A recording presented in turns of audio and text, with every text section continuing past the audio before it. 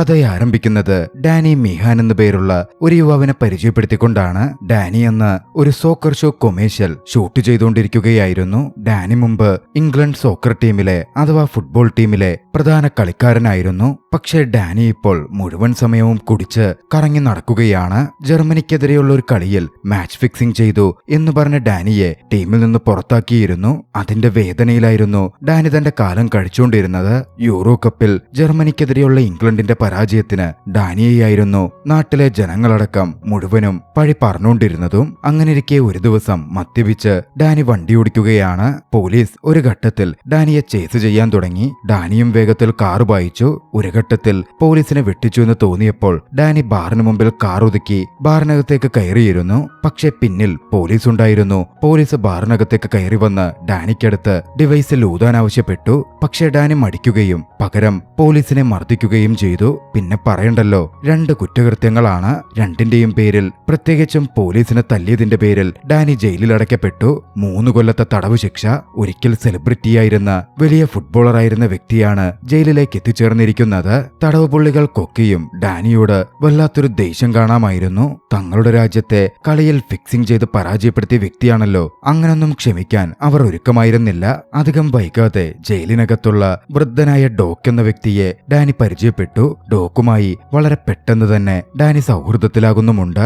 ജയിലിന്റെ അവസ്ഥയെപ്പറ്റി വിശദീകരിച്ച ഡോക്ക് ഡാനിയോട് ജയിലിനകത്ത് ജീവിക്കുമ്പോൾ സൂക്ഷിക്കണം എന്ന് വാൺ ചെയ്തു. ജയിലിലെ ക്ലീനറായിട്ടായിരുന്നു ഡോക്ക് ജോലി നോക്കിക്കൊണ്ടിരുന്നത്. ഡോക്ക് തന്നെ പിന്നാലെ ഡാനിയെ ജയിലിനകത്തെ മോസ്റ്റ് പവർഫുൾ മാഫിയ ബോസായ ചാർലിക്ക് അടുത്തേക്ക് കൊണ്ടുചെന്നു. ചാർലിയെ ഇൻട്രൊഡ്യൂസ് ചെയ്തു. ചാർലി ഡാനിയെ കണ്ടതും ഡാനിയോടായി പറഞ്ഞു, എന്റെ ഒരു കടം നീ വീട്ടാനുണ്ട്. സംഭവം എന്തെന്നാൽ ഇംഗ്ലണ്ടും ജർമ്മനിയും തമ്മിലുള്ള ആ മാച്ചിൽ ഇംഗ്ലണ്ടിനു വേണ്ടി ചാർലി വലിയൊരു ബെറ്റ് കെട്ടിയിരുന്നു. ഡാനിയുടെ മാച്ച് ഫിക്സിംഗ് കാരണം ഇംഗ്ലണ്ട് തോറ്റപ്പോ പരാജയപ്പെട്ടത് ചാർലി കൂടിയായിരുന്നു. ഒക്കെ കേട്ട ഡാനി മിണ്ടാതിരുന്നതേയുള്ളൂ. ഡോക്ക് തന്നെ ഡാനിയെ ജയിൽ ചുറ്റിക്കാണിച്ചു.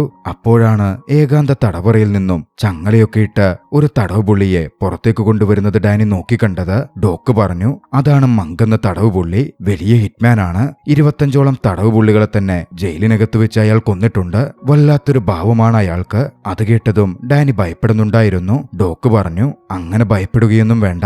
അവനെ പ്രൊവോക്ക് ചെയ്താൽ മാത്രമേ അവനാരെയും ഉപദ്രവിക്കൂ. അധികം വൈകാതെ ജയിൽ വാർഡൻ ഡാനിയെ വിളിപ്പിച്ചു.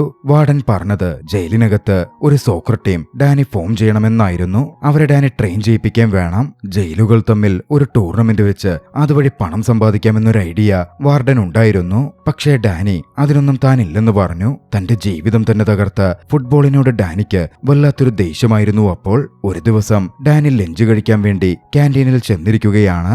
ആ സമയം അവിടുത്തെ കുറച്ച് തടവ് പുള്ളികൾ ഡാനിയുമായി പ്രശ്നമുണ്ടാക്കി. പരിധി വിട്ടതും ഡാനിയും പ്രതികരിച്ചു. ഫൈറ്റ് ചെയ്തു. പിന്നാലെ ഗാർഡുകൾ വന്ന് ഡാനിയെ തല്ലുകയും പിടിച്ചുകൊണ്ട് പോവുകയും ചെയ്തു. ഡാനിയെ അവർ ഏകാന്ത തടവറയിലിട്ടു. അടുത്ത ദിവസം ജയിൽ വാർഡൻ വീണ്ടും ഡാനിയെ വിളിപ്പിച്ചു. ഇത്തവണ ജയിലിലെ ഗ്രൗണ്ടിലേക്കായിരുന്നു വിളിപ്പിച്ചത്. അവിടെ ജയിൽ ഗാർഡുകളുടെ ടീം പ്രാക്ടീസ് ചെയ്യുന്നുണ്ട്.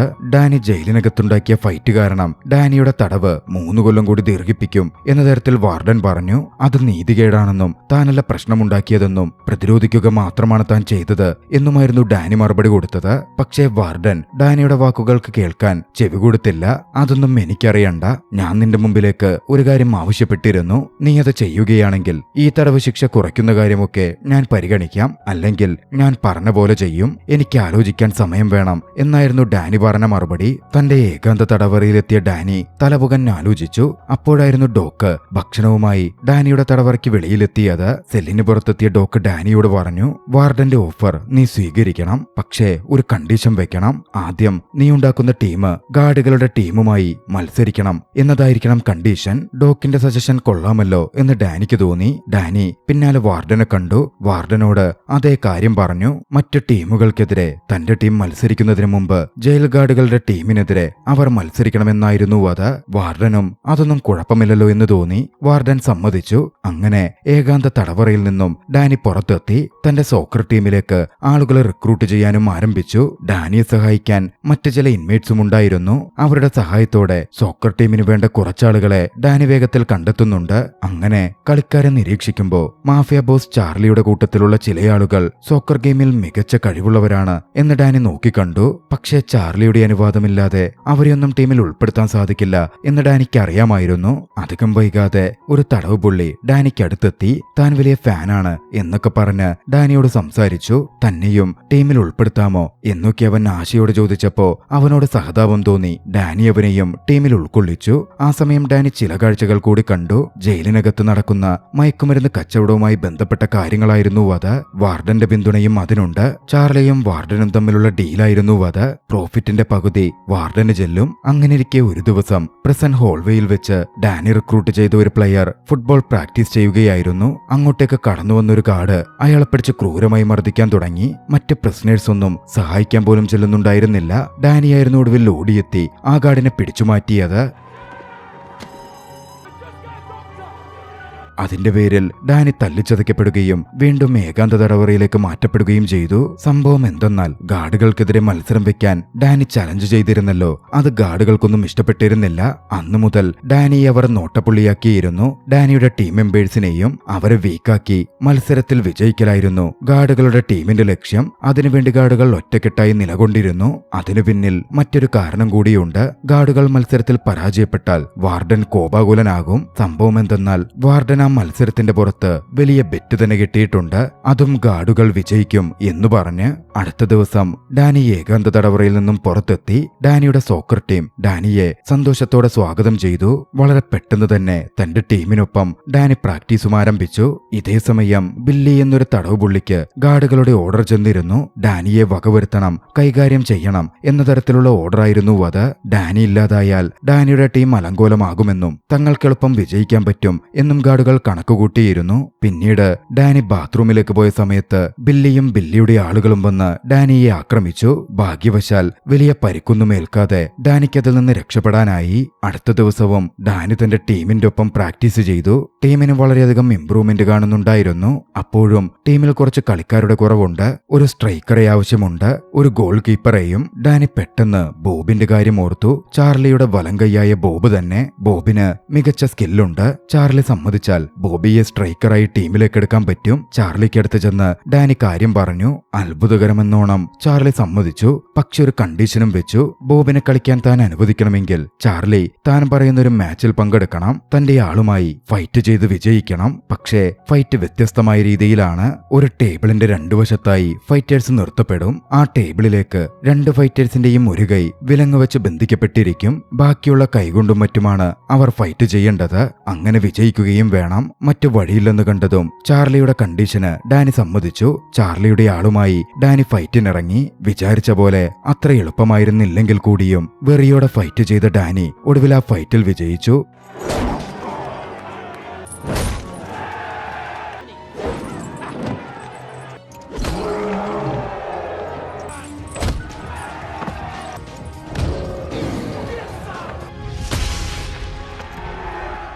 അങ്ങനെ ഡാനിയുടെ സോക്കർ ടീമിലേക്ക് ബോബും എത്തി. അടുത്ത ദിവസം ഡാനി വീണ്ടും തന്റെ ടീമിന്റെ പ്രാക്ടീസ് തുടർന്നു. ഡാനിയെ സഹായിക്കാൻ ഡോക്കും ഉണ്ടായിരുന്നു. പക്ഷേ ടീം പൂർണ്ണമായിട്ടില്ല. ടീമിലേക്ക് നല്ലൊരു ഗോൾ കീപ്പറിനെയും ആവശ്യമാണ്. അതിനാരെ തിരഞ്ഞെടുക്കും എന്ന് ഡാനി കൺഫ്യൂസ്ഡ് ആയിട്ട് നിൽക്കുകയായിരുന്നു. ആ സമയമാണ് ബോബ് ഒരു സജഷൻ പറയുന്നത്. മങ്കിനെ ഗോൾ കീപ്പറായി തിരഞ്ഞെടുക്കാം എന്ന തരത്തിലായിരുന്നു അത്. അസാസിനായ ഹിറ്റ്മാനായ മങ്കിനെ നിയന്ത്രിക്കാൻ പറ്റുമോ എന്ന് ഡാനി ഭയന്നിരുന്നു. പക്ഷേ ബോബ് കാര്യങ്ങൾ വിശദമായി പറഞ്ഞു. ഗാർഡുകൾക്കെതിരെയുള്ള മത്സരമാണ്. ഗാർഡുകൾ പോലും ഭയക്കുന്ന മങ്കിനെ പോലൊരാൾ ടീമിലുണ്ടാവേണ്ടത് നമ്മുടെ ആവശ്യമാണ്. ബോബ് പറഞ്ഞു വരുന്നത് എന്തെന്ന് ഡാനിക്കും മനസ്സിലാവുമായിരുന്നു. അങ്ങനെ മങ്കിനോട് സംസാരിക്കാൻ അവർ തീരുമാനിച്ചു. മങ്കിനെ കണ്ട് അവർ കാര്യങ്ങൾ അവതരിപ്പിച്ചു. ആദ്യം തനിക്ക് കളിക്കാനൊന്നും അറിയില്ല എന്ന് പറഞ്ഞ് മങ്ക് ഒഴിഞ്ഞുമാറാൻ ശ്രമിച്ചെങ്കിലും ഗാർഡുകൾക്കെതിരെയാണ് മത്സരം എന്ന് കേട്ടതും മങ്കിന് വല്ലാത്ത താല്പര്യം വന്നു. ജയിലിലെ എല്ലാ ഗാർഡുകളോടും മങ്കിന് വല്ലാത്ത വെറുപ്പായിരുന്നു. അങ്ങനെ ഡാനിയുടെ സോക്കർ ടീം പൂർണ്ണമായി. ബോബും ഡാനിയും മുൻനിര കളിക്കാരാകും, അഥവാ സ്ട്രൈക്കേഴ്സ് ആകും. ബാക്കിയുള്ള കളിക്കാരും കൃത്യമായി പ്ലേസ് ചെയ്യപ്പെടും. പിന്നാലെ പൂർണ്ണമായ ടീമോടെ പരിശീലനം ആരംഭിച്ചു. പക്ഷെ മങ്കിനൊരു കുഴപ്പമുണ്ടായിരുന്നു. തനിക്കെതിരെ ഗോളടിക്കുന്ന ആരെയും ദേഷ്യം വന്ന് അവൻ അടിച്ചിടും. ഇതേസമയം പുറത്ത് ഗാർഡ്സിന്റെ ടീമും വലിയ തോതിൽ പ്രാക്ടീസ് ചെയ്യുന്നുണ്ടായിരുന്നു. പ്രൊഫഷണൽ കോച്ചുകളെ അടക്കം കൊണ്ടുവന്നായിരുന്നു അവർ പ്രാക്ടീസ് ചെയ്തുകൊണ്ടിരുന്നത്. ഒരു ദിവസം പ്രാക്ടീസ് കഴിഞ്ഞപ്പോ മങ്ക് തന്റെ ഫൈറ്റിംഗ് സ്കില്ലുകൾ ടീമംഗങ്ങൾക്ക് മുമ്പിൽ ഷോ ചെയ്തു.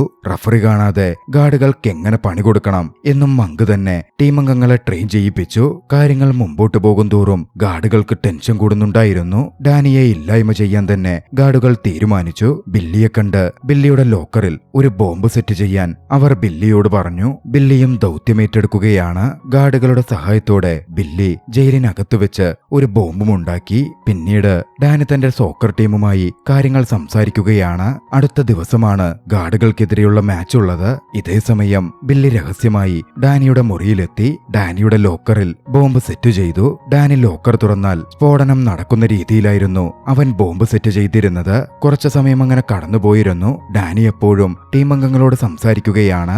ഒരു ഘട്ടത്തിൽ തന്റെ ടാക്ടിക്സ് അടങ്ങിയ ബുക്ക് എടുക്കാൻ റൂമിൽ പോയിട്ട് വരാം, ലോക്കറിലാണ് അതുള്ളത് എന്ന് പറഞ്ഞ് ഡാനി പോവാൻ തുടങ്ങി. പക്ഷേ അവിടെ ഉണ്ടായിരുന്ന ഡോക്ക് ഡാനിയെ തടഞ്ഞ് താൻ എടുത്തിട്ട് വരാം, ഡാനി ഇവിടെ നിൽക്ക് എന്ന് പറഞ്ഞ ലോക്കർ കീയും വാങ്ങി അവിടെ നിന്ന് ഡാനിയുടെ മുറിയിലേക്ക് ചെന്നു. അങ്ങനെ ഡോക്ക് ഡാനിയുടെ ലോക്കറിനടുത്തെത്തി. ലോക്കർ തുറന്നതും സ്ഫോടനം സംഭവിച്ചിരുന്നു.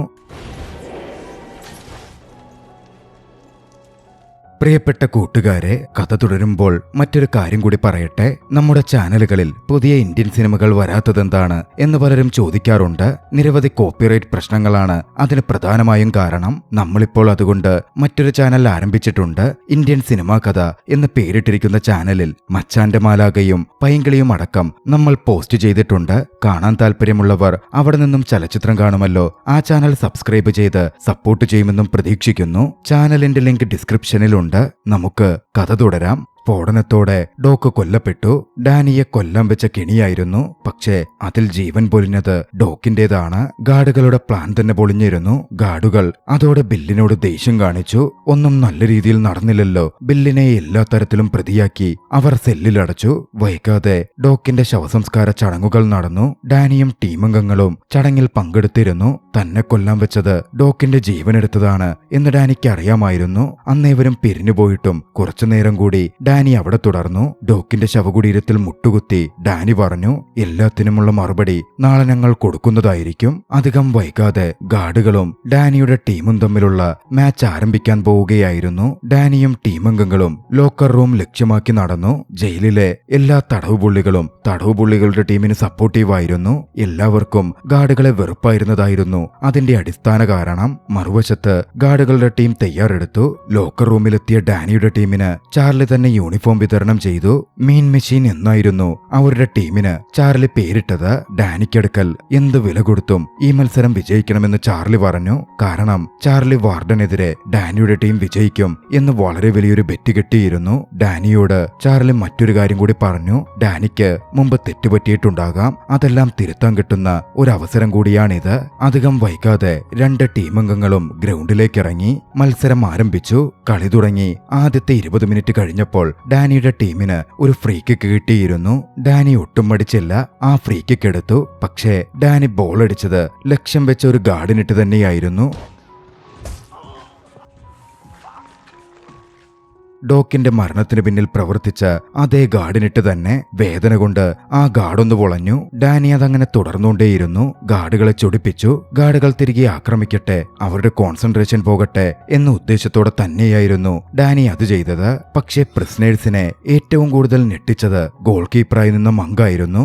ഒരു ബോൾ പോലും ഗോള് വീഴാതെ മങ്ക് വന്ന ബോളുകളെയൊക്കെ തടഞ്ഞിട്ടുകൊണ്ടിരുന്നു. അങ്ങനെ ഫസ്റ്റ് ഹാഫ് ആവുന്നതിന്റെ തൊട്ടു മുമ്പ് ഡാനിയുടെ ടീം ഗാർഡുകളുടെ ടീമിന്റെ വല കുലുക്കി. അവരൊരു ഗോള് നേടി. ഡാനിയായിരുന്നു സ്കോർ ചെയ്തത്. ചാർലിയും പ്രിസണേഴ്സും എല്ലാവരും അത് കണ്ട് സന്തോഷിക്കുന്നുണ്ട്. അതോടെ ഗാർഡ്സ് ടീമിന്റെ നിയന്ത്രണം വിട്ടു. വളരെ റഫായി അവർ പിന്നീട് കളിക്കാൻ ആരംഭിച്ചു. പല ഘട്ടത്തിലും കളി നിർത്തിവെക്കേണ്ട അവസ്ഥ വരെ ഉണ്ടായി. അങ്ങനെ ഫസ്റ്റ് ഹാഫ് ബ്രേക്കായതും വാർഡൻ ഡാനിയെ വിളിപ്പിച്ചു. എന്ത് വില കൊടുത്തും ഈ കളി നിങ്ങൾ പരാജയപ്പെടണമെന്നും ഇല്ലെങ്കിൽ ഡാനിയുടെ തടവ് ശിക്ഷ 20 കൊല്ലത്തേക്ക് താൻ നീട്ടുമെന്നും പറഞ്ഞ് വാർഡൻ ഡാനിയെ ഭീഷണിപ്പെടുത്തി. അതിനുവേണ്ട കള്ളക്കേസടക്കം താൻ ഉണ്ടാക്കുമെന്നും വാർഡൻ പറഞ്ഞിരുന്നു. ഡാനി എന്ത് ചെയ്യണമെന്നറിയാതെ ആകെ കുഴങ്ങി. തന്റെ ടീമിനെ സപ്പോർട്ട് ചെയ്ത് കളിച്ചാൽ, ടീമിനെ വിജയത്തിലേക്ക് നയിച്ചാൽ 20 കൊല്ലം ജയിലിൽ കഴിയേണ്ടി വരും. അതേസമയം പരാജയപ്പെട്ടാലോ തടവുപുള്ളികളും ചാർലിയും കൂടി തനിക്കെതിരെ തിരിഞ്ഞ് താനാകെ പെട്ടുപോകും. പക്ഷേ എന്തായാലും അതിന് സമ്മതിക്കാതെ വാർഡൻ തന്നെ പ്രൊട്ടക്ട് ചെയ്തോളും എന്നൊരു തോന്നൽ ഡാനിക്ക് വന്നു. സെക്കൻഡ് ഹാഫ് കളി ആരംഭിച്ചു. പക്ഷേ ഡാനി ആക്റ്റീവായി കളിക്കുന്നുണ്ടായിരുന്നില്ല. ഉഴപ്പൻ മട്ടിലായിരുന്നു കളിച്ചിരുന്നത്. ഡാനിയുടെ കാര്യങ്ങൾ കുറച്ചൊക്കെ വീക്കായെങ്കിലും എങ്കിലും പക്ഷേ ടീമിന് അപകടമൊന്നും സംഭവിച്ചില്ല. മങ്ക് മികച്ച രീതിയിൽ പോസ്റ്റ് ലക്ഷ്യമാക്കി വരുന്ന ഓരോ പന്തും തടഞ്ഞു വീഴ്ത്തി. പക്ഷേ വൈകാതെ ഒരു സംഭവം കൂടി നടന്നു. ഡാനിയുടെ ടീം അംഗങ്ങളിൽ ഒരാൾ ഗാർഡുമായി കയർക്കുകയും ഗാർഡിനെ മർദ്ദിക്കുകയും ചെയ്തതിന്റെ പേരിൽ റെഡ് കാർഡ് കിട്ടി പുറത്തുപോയി. ഡാനിയുടെ ടീം ഒന്നുകൂടി വീക്കായി.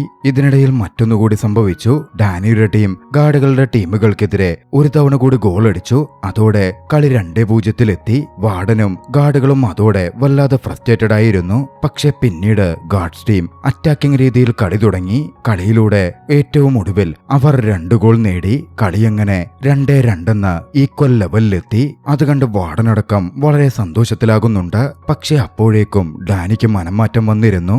അങ്ങനെ ആവേശത്തോടെ കളിച്ച തന്റെ ടീമിനെ ചതിക്കുവാൻ ഡാനിക്ക് മനസ്സ് വന്നില്ല.